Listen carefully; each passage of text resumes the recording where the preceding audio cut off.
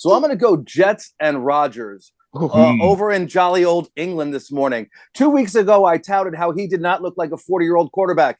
Guess what? He looks like a 40-year-old quarterback. Yeah. I mean, the Jets are being the Jets. I mean, I'm born and raised New York fan. Thank God I was a Giants fan, but all my buddies are Jets fans. They are doing everything wrong.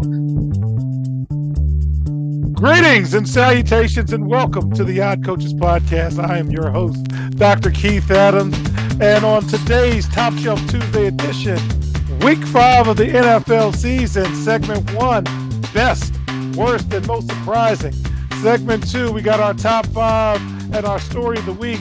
When is it time to let go of problem or disgruntled or underperforming players? And in segment 3, we will talk about things strictly for entertainment purposes only. And for the first time this season, I was entertained. So let's jump into it. With us today, Captain for Life, Will Cotton. Will, what was the best thing you saw today, sir? Man, Mr. Brian Bobian was here, but he is not. So I'm going to have to shout out for him. Jane Daniels and the Commanders were looking great today. They looked confident, even with the mistakes that they had. I think Jane Daniels had a fumble. Even they have a couple like miscues and everything like that. He was smiling at guys, going on, talking to guys, keeping them going. Man, the vibes are going right now. I can see that they don't really have a really good pass rush at all, because Deshaun Watson had all day. But they have a lot of promise, and I think if they can get a pass rush and a trade or something, they can. I think they can win. I think they can win the East. I'll say that at minimum, they can win the East. All right, our favorite everyman, Mike Connors. Mike, what was the best thing you saw today? I got to go back to Thursday night again. Kirk Cousins. Thursday night, it's Matt Ryan night. We're going to put him in the Ring of Fame. No. Kirk Cousins is going to come in and throw for 500 yards, 4 touchdowns, 1 interception, and look like a Pro Bowler again. No quarterback has bet on himself as much as this guy have. He's walked away from organizations, and he's made himself bank over and over again by just performing at the right time. He is a much better quarterback than I've ever given him credit for. And when the limelight's on and when the money is there, he's going to perform. And as we like to say on the OCP, there will be no Kirk Cousins slander on this show, which takes me to our academic and athletic consultant, George Ockert, who could care less about what I say. George, what's the best thing you saw today, sir? Well, real quick, Mike, Kirk Cousins had to make up for that terrible interception he threw right before to allow them to tie the game. But I'm going to leave that one alone right now. I said he had one. It was bad. Let's see. Best thing I saw today. Well, best thing I'll start with last night because the Yankees took a 1-0 lead against the Kansas City Royals right there to at least start the series off. I know. Give me thumbs up, Will. Best thing today. Minnesota Vikings still doing it. They weren't playing good today. The offense was off, but somehow, some way, Sam Darnold and made it happen, and they came back and got it done again. They're still undefeated. Props to the Commanders, but them Minnesota Vikings they're doing it, man. They are doing it. Word. And the winningest player in the history of Coach Adams, Sean Sears. Sean, the best thing you saw today, sir? I gotta go with Will with the JD and the Commanders, man. This kid's got the city back on fire. Everybody who's a Commanders fan that's all they talking about. It's rightfully so. I mean, it's early still, but this kid's got the city on fire. He's got the offense looking dangerous.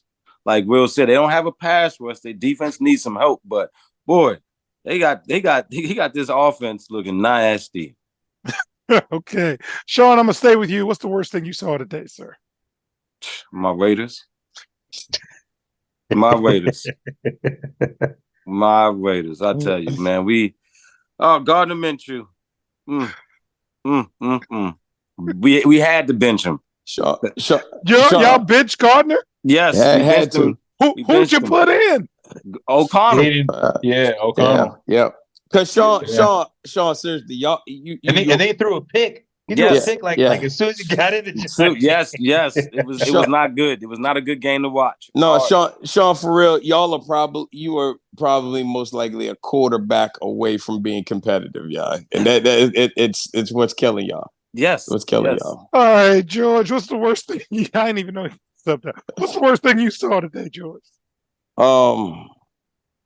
Cleveland Browns, boy, golly. Speaking of quarterback problems, I mean, God, I make jokes all the time about Deshaun Foster, but I don't know. I don't know what happened. It was just like the whole situation, the year off, and it just took all the magic away from him that he had when he was in Texas. Because you can't tell me this is the same quarterback that was in Texas. There's no way. And 1 year off, you just don't lose that much. I don't know what happened. Like, look, you sent Michael Vick to prison, and Michael Vick came out and was balling when he got out. How do you lose? How do you sit out for an entire year and look like you couldn't even be the backup? You couldn't even be third string for USC right now. Come on, man. It's terrible. It is terrible, man. It is terrible. And a close second 1B to that is the what are they? The Vegas Raiders now. Yeah. I'm sorry, Sean, but it's all right, man. That's 1B. But God, dog, Deshaun Foster. I mean, if it was going to help him, let him go get a massage. Listen, that's Okay. God. And Do you have something. heard this more times in your life. Never thought you'd hear it again. But Mike Connors, save us. Do something. God.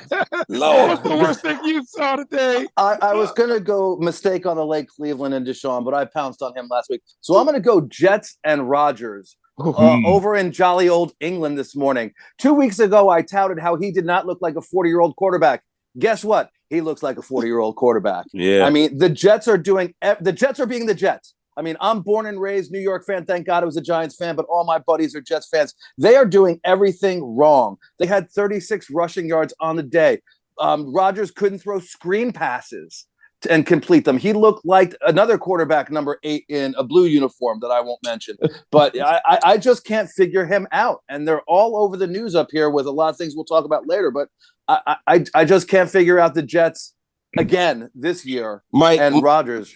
Mike, I figured him out for you. There's a wheelchair on the sidelines that was sitting right there. And he needed to sit in it and stay. That's about the size. Well, they were pushing him down the wrong side of the road in England then because it didn't help him at all. Cotton Man, what's the worst thing you saw today? Oh, there was actually a lot of good football, but the worst thing I saw was when Josh Allen got that concussion and they let him go right back into the game without any sort of protocol, stopping anything or seeing anything. He just grabbed his helmet and went right back into the game. And I think he played like 2 or 3 more plays until the end of the game, And at the same time, if we're talking about safety and if we're talking about, people like Tua and players like that, you really did a big disservice to your whole campaign of really taking care of players, because at some point you have to, protect them for themselves. I understand as a player, I'm not gonna act like I know, but as a player, shoot, Josh Allen, man, I'm going back. I know dudes who've been to war and say, I'm going back. Like, you can't stop somebody from going back. It takes the other people, the management, the coaches, the medic, you know what I'm saying? They're supposed to go in and say, hey, no, you can't go anywhere. And then we got to do our thing and make sure and say you're safe to go in, because you can't just get in a car accident, go outside, check his head and then go back in. It's just it was just really bad. They'll talk about it tomorrow morning, but guarantee, you heard it here first. Take his helmet. Yeah, take his helmet from him, because he ran right out the tent. He ran out the tent. Yeah, he ran out the tent. Did. All right, so I've got to stay on this for just a second. I'm in the car driving, and I'm hearing the announcers say the backup is in, Mitch Trubisky. And I'm like, Mitch Trubisky? Because I had some strictly for entertainment purposes, interest in the game. And then they said, wait, Josh Allen's coming back in. Now you're giving me the context, because on the radio, they said he just left the tent and he's back in the game, and didn't mention anything about a concussion or anything like that. All right, Will, I'm going to stay with you. What's the most surprising thing you saw today? Man, it's the most surprising thing, I gotta say, man, the Giants, man. And like, you know what I'm saying? Like the Giants, like that was the most surprising thing. I think the Giants were going to go out to Seattle and get their butt kicks. They came in, man. They're playing hard. The running back was going hard. Daniel Jones was doing capable job. He wasn't doing too crazy bad. Pretty surprised that they went, and pretty like convincingly too. And shout out, Daniel Jones gets get a lot of flack and a lot of issues, but I know it feels good to get the win on your back. You know what I'm saying? You're still in the mix, if you want to say. Unfortunately, I know Mike King is not happy about the win. He would take the loss for the draft, but no Giant fan is happy. I'm not happy. Good. All Good right, win for the Giants. John, what's the most surprising thing you saw today? I was going to say the Giants too. Like they went into Seattle. I picked them to lose big time. So did I, but that's segment 3. All right, Connors, what about you? What's the most surprising thing you saw? I watched the Commanders game, and my wife's a huge Commanders fan, and I was impressed by them. They were surprising me. Jaden Daniels is very, very impressive. I know he comes out of a big program in LSU, but he threw for 238 yards today. He had 82 yards rushing himself. The team combined had 215. So we've talked about what teams need to do with quarterbacks that are young is have a rushing game. 215 yards is good. And their defense held Cleveland to 108 yards passing and 104 yards rushing and had 7 sacks. So that's what the formula is to succeed with a young quarterback. Rush the ball and play good defense. And they put him on the bench and rolled out Mariota like me, subbing out my best players. They gave it to the bench, Sean. They gave it to the bench. George, what's the most surprising thing you saw today? Well, my most surprising thing, I can't talk about it right now, but what I am going to talk about right now, about my most surprising thing is thank you, Lord, to let my man Jordan Love come back and act like he, belongs. Because he came in, he played very well today. Couple of throws that are a little questionable. Yeah, that interception in the pick six made me a little nervous. A little questionable. Strictly for entertainment purposes. Little Will Levis like. Yeah, yes, it did. But he got it. But unlike Will Levis, he can make magic happen. And which he has done, and they have come back, and it seems like they're going to get the ship right again and be a contender. So that's what I had. That's it. My other surprising thing I'm gonna hold on to following. I see you, brother. Oh, we ain't gonna see him for a minute. 49ers lost? Yes. Yeah. They lost to the Cardinals. To the Cardinals. Oh, yeah. Okay. I'm doing show prep, man. I can't be doing everything. Especially after my man said 40. And he said Cardinals. Who they got? So anyway, go ahead, go. All right. So fans, in segment 2, we're gonna have a semblance of a top 5 with everybody losing, and we'll also talk about when it's time to let it go with players. I got 2 of my players here. I got admin here. I got coaches here. Great time to have a conversation. We'll be right back on the Yacht Coaches Podcast. This is Dr. Keith Adams, president of the CKA Save Project and author of Finding the Balance, My Personal Journey to Academic and Athletic Success.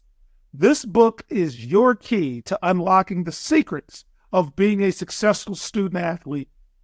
Drawing from my 30-year career as a teacher and coach, this instructional guide offers a unique perspective on achieving success in both academics and athletics. With over 15 personal stories and insightful antidotes, Finding the Balance is a must-read for student athletes, parents, coaches, teachers, and administrators. Visit www.ckasaveproject.org to get your copy and start finding the balance today. Y'all are killing me. All right, welcome back to the Yacht Coaches Podcast. In segment 2, let's get our top 5. Connors, you said you have one. We'll react to you. What do you have, sir? All right, top dog is still Kansas City. I know they haven't played yet this week, but until you beat the man, they're still the man. And second, I have the Vikings. I didn't want to believe in them, but the numbers don't lie. And if Bobian was here, he'd be very happy with me because I'm going to put Washington in 3. I had them on the fringe last week, and watching them this week, they just proved it to me. I got Houston in 4, and even though they have a bye this week, I have the Lions at 5. I still believe in them. So that's my top 5 for the week. All right, Will, go ahead and react to that, sir. Good, Oh, bad, or indifferent? man, Mr. Connors, always 100 with it. Great, great type 5. You know, I'm gonna swap the Texans and Commanders. You know, even though it's whatever. And I would say, if they win tonight, Pittsburgh. Pittsburgh, why not? Oh my Pittsburgh is God. playing very well. Defense is playing pretty well. Justin Oh. Fields, obviously, if you don't play in Chicago or Carolina, you have a chance. So, Oh. Okay. Oh and my very God! quickly. Why is he? Like Why? Campbell, And he's popping his collar. I You just He said he's wanted to popping oh his my collar. God! He said he's Mike popping his King collar. has made it for Oh my segment 2. God! So before we get to our story of the week, Mike, we didn't think you'd be happy with the win. Any thoughts before we jump into our story of the week? I mean, if I put Daniel Jones stats in the year and Jaden Daniels stats in the year and didn't put the names, you wouldn't know the difference. But everyone's going to talk up one guy and hate on the other because 6 years of terrible, terrible play. That's all. What a day! All right. He said you Story- wouldn't know the difference. Look at the stats. Look at the I'm stats. going to let that go and say the story of the week. Oh my God! When is it time to let go or dealing with difficult players? You've got situations with Devontae Adams in Las Vegas. You got situations with Aaron Rodgers for the New York Jets. Stephon Diggs not only left the Vikings, but he left Buffalo. And Deshaun Watson, let's just say he's underperforming. George, I want to start with you. You've been in these situations as an athletic administrator. In your dealings, when is it time to let folks go? Take it in any way you want. I'll tell you, every situation's different, and it's all about where you are, what led up to it, what you've done. I mean, the people you mentioned, like Deshaun Watson, Cleveland's kind of handcuffed because of money. Devontae Adams is going to be an interesting situation on how you go with that because they're not doing him any favors, and it's kind of mutual here when you got the coach putting tweets out about he ain't playing for us no more. So it's always it's the situation and circumstances behind it dictate what happens. I can relate because I remember having a basketball coach that I know he wasn't what I wanted. He was a carryover from the previous administration. He wasn't doing what needed to be done with the program. And when I was leading up at there, I'm looking. You're looking for your reasons to get rid of somebody, and we were leading up to it. And what does he go do? He takes us to the state final. So now I bought him some time. I couldn't just drop the hatchet on him. So it is one of those things. Every situation dictates itself. But I'll say this, there is always a tipping point that comes. And once that tipping point comes and you've crossed over it, there's nothing else that you can do to save it. There's nothing else that's going to be able to save them. I think take Devontae Adams. He's at that tipping point right now. And that is where that nothing's going to be saved. Mike's sitting here popping his collar with his jersey over one win, but they're almost there. They're crawling up to that tipping point with Daniel Jones. So it's something that one situation is going to take place, and you can't go back from it, and you can't recover it. And no matter what it is, that situation is going to happen. So yeah, that's exactly where I see it with all of them. The times I've been in it, that's exactly what's happened, man. All right, Connors, what do you think, man? When is it just that time? It's so hard to say. I mean, I coached for a long time as a line coach and a wrestling coach. And it's so hard because every coach wants to say, oh, I'm going to treat every player equally. No. If you're my star running back, you're going to get treated differently than my third string backup guard. You just are. And a lot of these players are brought up thinking that they can walk on water, and then they get to the NFL and they realize that they don't have that ability. They're great athletes, but everyone in the NFL is a great athlete. So it's so hard to say, well, this guy's done, this guy's this. He has an attitude that we just can't work with. It's so hard. and with the money these players are making, I mean, we were talking about Deshaun Watson with Cleveland. The guy's making what, like $60 million a year, and the cap hit would be, if they cut him, the dead money would put them back another 10 years. It's so difficult now. I don't know if there is a right answer. Okay. Mr. King, because I'm saving my players for last on this one. When's it time, sir, to cut bait? Well, it all depends on the locker room, I think. Sometimes you lose a player, even a good player, and everyone's happier and everyone plays better. Bill Simmons had the Ewing theory. When Ewing was hurt, they played better. It's just a weird thing. And then it went on to other things. Tiki Barber left the Giants, and they ran better. They had more rushing yards. They won a Super Bowl. The best player on the team. And then Shockey got hurt that year, and he was one of the best tight ends. But now it was Eli's room instead of the veterans' room, and it was better for the team. So I think it all depends. When someone is taking a lot of the attention, it's not, even if they are a great player, it's not always a positive. And sometimes the team could kind of you see it all the time and across sports, rally around the backup quarterback. In hockey, all the time they play better for the backup goalie. Like the defense is willing to block those shots because they know they need to. Like everyone picks up their game. So I think sometimes you cut bait when you know what's going on in your locker room. So if you're a coach and you have kind of you have an understanding of what your locker room is like, and if a player is kind of really good, but maybe not really good for the team. All right, Cotton Man, I'm going to go to you and leave Sean for last with this.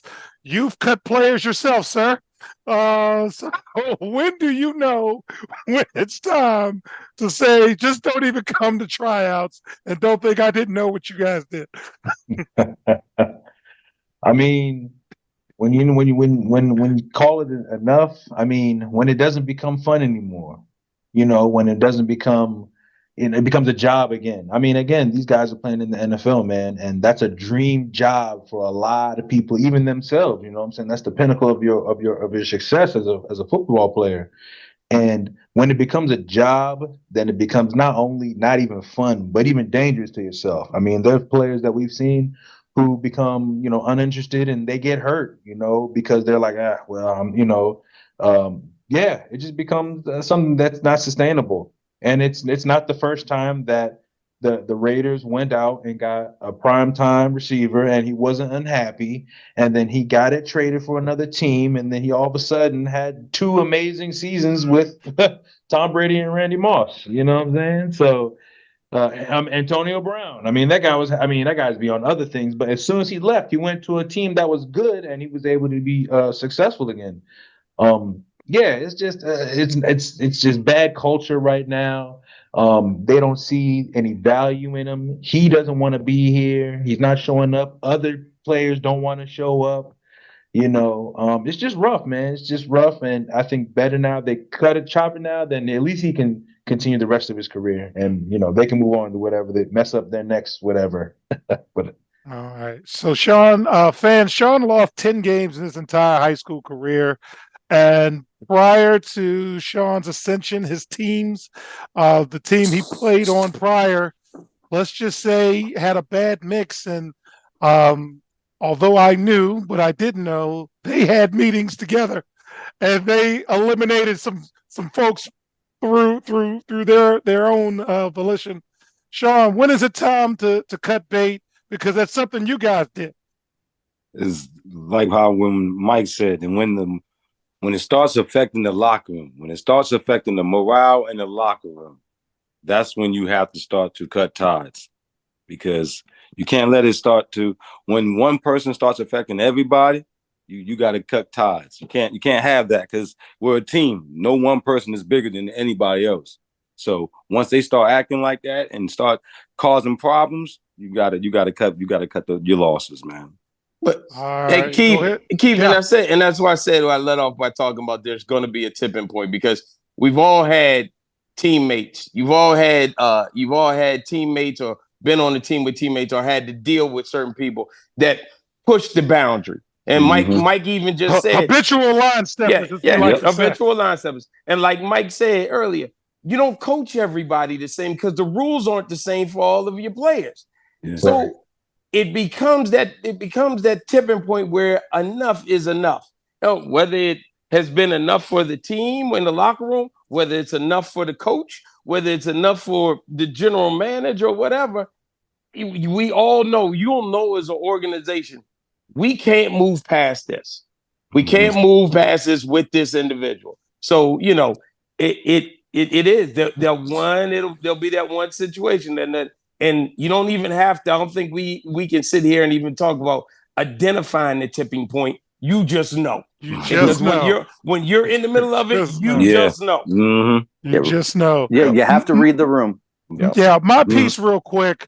During Will's senior year, this is the most prominent one that we didn't have to get rid of anyone, but we had lost 2 straight, and our 2 best players, for whatever reason, weren't very close off the court.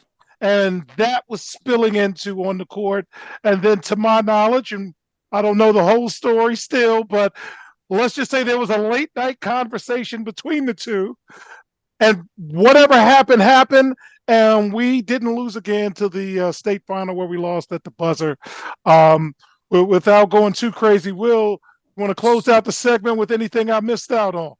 Nah, that was solid, man. I mean, they had to hash it out. It was over stats, it was over egos, things like that. Something, that really could have been squashed, which is, great leadership. You know what I'm saying? I mean, I don't know who initiated it, but it easily could have been. I mean, again, these guys are 17-year-old, 16-year-old, like, they could do whatever they want, and nobody was like, oh, well, they're kids, they don't know any better. But the maturity of that is something that we could speak on, and they were able to come together and say, look, even if we're not the best friends, we got a thing to do, we got to do, and the rest is history. All right, so fans, when we get back in segment 3, we will talk about things strictly for entertainment purposes only. And yes, for the first time this entire NFL season, I was entertained. We'll be right back on the Odd Coaches Podcast. This is Dr. Keith Adams, president of the CKA Safe Project, with a question for you. Are you passionate about supporting student athletes? If so, then become an official member of the CKA Safe Project and make a difference today. With your membership, you'll be able to help us provide essential academic and athletic support to underserved communities nationwide. Join us in empowering student athletes to achieve their full potential, both on and off the field. Together, we can build a brighter future through education and sports. Visit ckasafeproject.org and choose your membership level now. $25 is a bronze level membership, $50 is a silver level membership, and $100 is a gold level membership. Be a part of the change. Become a member of the CKA Safe Project today. Welcome back to the Odd Coaches Podcast. In segment 3, we're going to talk about things strictly for entertainment purposes only. Here are my season-long bets. AFC North, Baltimore, and Pittsburgh. Pittsburgh plays tonight. Baltimore got a win, but we'll take it. But they don't look very good at all. Jacksonville finally got a win. I got Tennessee under 6.5. Miami, they keep losing on a regular basis. I think they got the they won today. They won today. I took the under, so we'll talk about that shortly. Buffalo is causing me pause right now, so we'll see what happens. In the AFC West, I took the under with both Denver and Las Vegas. They played each other today again. Sorry, Sean. In the NFC North, Detroit and Green Bay. Let's keep going. NFC South, we love Atlanta. But I'm going to have to skip that Carolina thing because that's just not going to work out for me. I was on the Commanders, though, so I'm good with that. And we'll see how Dallas does. And then in the West, I thought the Rams would be better. They made a fight of it. And Arizona got a win. Go ahead. But now, for our Super 7, last week I was 1-6. Connor's got jokes in the chat. This week I was 4-3. I will take that. Overall, I'm 12-23 on the season, so I can't get too excited. For the spread, I took Buffalo +1 over Houston. That didn't work out.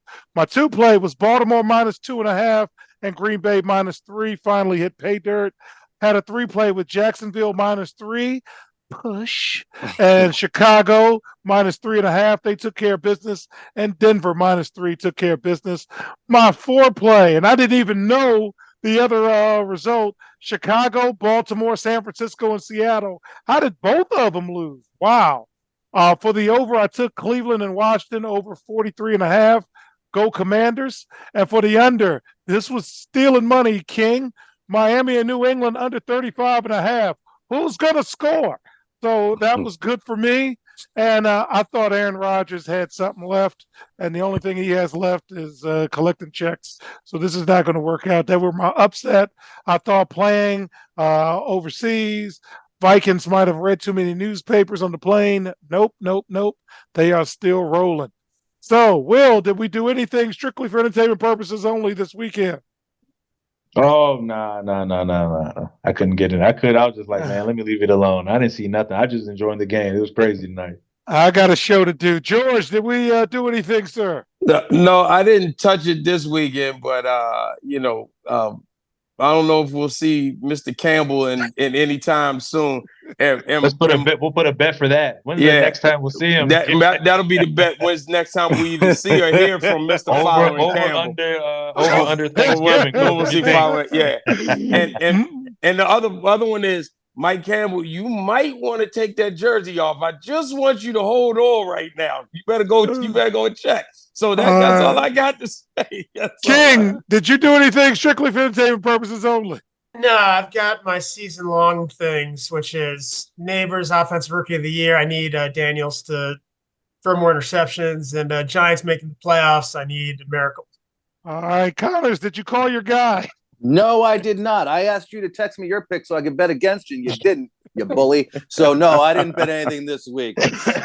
And I have to do it once a show. Charles, did we do anything strictly for entertainment purposes only? Yeah, I had a parlay. I was on money line on the I had the Giants losing. So did I. So did everybody. Hey, look. You might not. You just hold on to that. Just hold on to that. Parlay, man. Just hold on to that. Roll it to next week. They'll be back. So next week's games of interest: San Francisco plays Seattle. Wow, how did that happen on Thursday Night Football? Jacksonville against Chicago, Indianapolis against Tennessee, Arizona against Green Bay, Tampa Bay and New Orleans. That's interesting. Cleveland versus the Eagles. Washington Commanders travel up 95 to Baltimore, baby. Detroit against Dallas. Pittsburgh against Las Vegas, and Buffalo and the Jets. And on bye weeks, we've got Kansas City, the Rams, Miami, and Minnesota. Mr. Connors, any game next week catch your interest? The 49ers Seahawks is an interesting matchup to me. You're a Thursday guy, man. I mean, yeah, Thursday. I don't get it. But the 49ers, they're starting out slow. That'll help me set the bar for them for the rest of the year, figuring them out. And the Battle of 95, Washington versus Baltimore. I mean, I said it before, the Commanders really, really impressed me today. So if they could go up to Baltimore and steal another win, I mean, winning the NFC East is not the most prestigious thing this year, but they're fully intact to do it. Man, go ahead. Oh yeah, I think Commanders Ravens is intriguing. Because I don't even think the Commanders even have to win to be impressive. I think if they don't get embarrassed badly, I think people can still keep that energy going. But I don't. Outside of that, there's nothing I wouldn't break a date for. Seahawks and 49ers look good. To be honest with you, I wish they would flex Commander Ravens to Sunday or Monday. I heard they were trying to, but the other networks weren't being nice. Sean, anything catch your interest for next week? The Saints Buccaneers. Okay. I want to see that because I want to see how the Saints play the Chiefs tomorrow night. But I want to see Because the Bucks kind of gave that game, gave away on Thursday night. They had that game won. Kinda. They didn't even get a chance. They didn't even get. I mean, everybody's talking about they didn't get a chance, and I get it, but it is what it is. But Nah, the man, rules they had are that the game won. rules. They fooled around. They played with them. Yeah, but in overtime, you're supposed to at least get the ball. Both can get the ball on. No. Hey. Not if you score a touchdown. Not if you score a touchdown. Keep him out of the end zone. They did. Change the rule. This is what happened. Buffalo. Change the rules. You see the end of the No, Buffalo bro. game? How Josh Allen kept throwing the ball, and they gave the Texans. That's how the Buccaneers did of the Falcons. They played around with them. Hey, They look. played around with NFL look. teams, man. Hey, look. Let me tell you this: if you got a problem with it, tell your team to show up and play some defense. That's all it is. To it. That's it. And That's with all there is to that, it. George, what are you looking forward to next week as we talking like an old coach? I'm real interested to see that Commanders and Commanders and Baltimore game, because that's going to tell us a lot. I mean, that's going to let y'all know if this is just a mirage, or do we have a whole nother RG3 situation going on again. So that's gonna be huge. So I want to see that one. And then the other game I'll be paying attention to would only be if we have we'll see what version of the Cowboys shows up tonight. If it's the correct version and they hang a win, that Detroit game is gonna be worthwhile. And I can't believe what I just saw. Mike King, you lucky dog. Okay, go ahead. Am I lucky? Talk about Isaiah Simmons. That blocked field goal that What would a have play. tied the game, and he takes it to the house for a touchdown. He shouldn't Just so have the taken it Giants to the could house. win. He went down on the one. So the Giants could win. Oh my All God! right, Mike King. We're happy to see you on a Giants win. What are you looking forward to next week, sir? The two games that should have been swapped. It should have been the Commanders-Ravens should have been the Sunday night. Giants-Bengals should have went to one. Giants-Bengals I'm looking forward to because the Bengals, I mean, it's kind of must win for them. Like today. It ain't kinda. Yeah, all their No games kind. is must Win win it. now. Ain't no kind about it.